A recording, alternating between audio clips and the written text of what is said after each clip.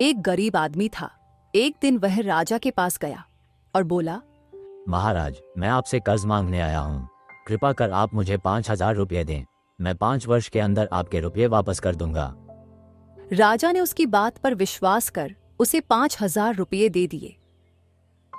5 वर्ष बीत जाने के बाद भी जब उस व्यक्ति ने राजा के 5,000 रुपये नहीं लौटाए, राजा को मजबूरन उसके घर जाना पड़ा, लेकिन वहां वह व्यक्ति नहीं मिला। जब भी राजा वहां जाता, बहाना बनाकर उसे वापस भेज दिया जाता। एक दिन फिर राजा उस व्यक्ति के घर गया। वहां और कोई तो नहीं दिखा। एक छोटी लड़की बैठी थी। राजा ने उसी से पूछा, तुम्हारा भाई कहाँ है? तुम्हारी माँ कहाँ है? और तुम यहाँ बैठी क्या कर रही हो? लड़की बोली, पिताजी स्वर्ग का पानी रोकने गए हैं। बिना झगड़ा के झगड़ा करने गए हैं। माँ 1 से 2 करने गई हैं। मैं घर बैठी संसार देख रही हूँ। राजा उसके इन ऊल जुलूल जवाब से खींच गया। वह गुस्से में पूछता है, बेटी, तुमने जो अभी अभी मेरे सवालों के जवाब दिए, उनका मतलब क्या है? मैं तुम्हारी एक भी बात का मतलब नहीं समझ सका। तुम मुझे सीधे सीधे उनका मतलब समझाओ। लड़की ने भी मुस्कुराकर पूछा, अगर मैं सभी बातों का मतलब समझा दूं, तो आप मुझे क्या देंगे? राजा के मन में सारी बातों को जानने की तीव्र उत्कंठा थी। वह बोला, जो मांगोई वही दूंगा।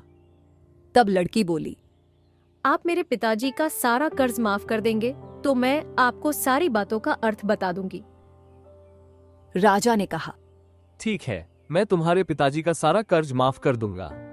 अब तो सारी बातों का अर्थ समझा दो। लड़की बोली, महाराज, आज मैं आपको सारी बातों का अर्थ नहीं समझा सकती। कृपा कर आप कल आएं। कल मैं जरूर बता दूंगी। राजा अगले दिन फिर उस व्यक्ति के घर गया। आज वहां सभी लोग मौजूद थे।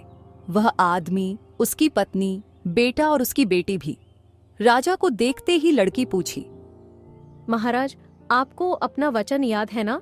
राजा बोला, हाँ, मुझे याद है। तुम अगर सारी बातों का अर्थ बता दो तो मैं तुम्हारे पिताजी का सारा कर्ज माफ कर दूंगा। लड़की बोली, सबसे पहले मैंने यह कहा था कि पिताजी स्वर्ग का पानी रोकने गए हैं।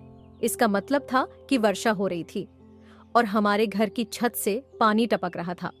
पिताजी पानी रोकने के लिए छत को छा बना रहे थे, यानी वर्षा का पानी आसमान से ही गिरता है और हम लोग तो यही मानते हैं कि आसमान में ही स्वर्ग है। बस पहली बात का अर्थ यही है। दूसरी बात मैंने कही थी कि भैया बिना झगड़ाड़ के झगड़ा करने गए हैं। इसका मतलब था कि वे रेंगनी के कांटे को काटने गए थे। अगर कोई भी रेंगनी के कांटे को काटेगा तो उसके शरीर में जहां तहां कांटा गड़ ही जाएगा, यानी झगड़ा नहीं करने पर भी झगड़ा होगा और शरीर पर खरोंचें आएंगी। महाराज, तीसरी बात मैंने कही थी कि माँ 1 से 2 करने गई है। इसका मतलब था कि माँ अरहर दाल को पीसने, यानी उसे 1 का 2 करने गई है। अगर साबुत दाल को पीसा जाए तो 1 दाना का 2 भाग हो जाता है, यानी यही था 1 का 2 करना। रही चौथी बात, तो उस समय मैं भात बना रही थी और उसमें से 1 चावल निकालकर देख रही थी कि भात पूरी तरह पका है कि नहीं। इसका मतलब है कि मैं 1 चावल देखकर ही जान जाती कि पूरा चावल पका है कि नहीं। अर्थात चावल के संसार को मैं घर बैठी देख रही थी। यह कहकर लड़की चुप हो गई। राजा सारी बातों का अर्थ जान चुका था। उसे लड़की की बुद्धिमानी भरी बातों ने आश्चर्य में डाल दिया था। फिर राजा ने कहा, बेटी, तुम तो बहुत चतुर हो, पर एक बात समझ में नहीं आई कि यह सारी बातें तो तुम मुझे कल भी बता सकती थी। फिर तुमने मुझे आज क्यों बुलाया? लड़की हंसकर बोली, मैं तो बता ही चुकी हूँ कि कल जब आप आए थे तो मैं भात बना रही थी। अगर मैं आपको अपनी बातों का मतलब समझाने लगती तो भात गीला हो जाता या जल जाता तो माँ मुझे जरूर पीटती। फिर घर में कल कोई भी नहीं था। अगर मैं इनको बताती कि आपने कर्ज माफ कर दिया है तो ये मेरी बात का विश्वास नहीं करते। आज स्वयं आपके मुंह से सुनकर कि आपने कर्ज माफ कर दिया है, जहां इन्हें इसका विश्वास हो जाएगा वहीं खुशी भी होगी। राजा लड़की की बात सुनकर बहुत ही प्रसन्न हुआ। उसने अपने गले से मोतियों की माला निकाल उसे देते हुए कहा, बेटी, ये लो अपनी चतुराई का पुरस्कार। तुम्हारे पिताजी का कर्ज तो मैं माफ कर ही चुका हूँ। अब तुम्हें या तुम्हारे घर वालों को मुझसे बहाना नहीं बनाना पड़ेगा। अब तुम लोग निश्चिंत होकर रहो। अगर फिर कभी किसी चीज की जरूरत हो तो बेझिझक होकर मुझसे कहना।